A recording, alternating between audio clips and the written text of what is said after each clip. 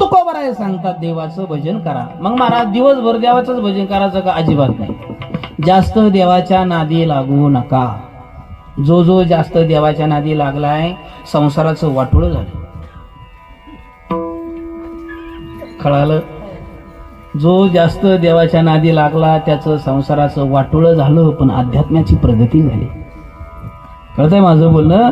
मग महाराज संसाराचं वाटोळं होत असत मग कशाला देवाचं भजन करायचं? असं नाही, असं नाही. ऐका, सकाळी उठल्यानंतर एक 5 मिनिटं देवासमोर बसा आणि देवाला प्रार्थना करा. हे भगवंता, आज माझ्या आजच्या दिवसाला मी सुरुवात करतोय. काय असेल ते, कुठलाही देव असेल, ज्या देवावर तुमची श्रद्धा असेल, देवासमोर बसा. काय असेल ते मंत्र म्हणा. नाही मंत्र जमलं, रामकृष्ण हरी म्हणा. जो भजन येईल ते भजन म्हणा, हनुमान चालीसा म्हणा. समोर बसा, अगरबत्ती लावा. देवा, आज मी आजच्या दिवसाला सुरुवात करतोय. देवा, माझ्याकडनं पाप घडू देऊ नको.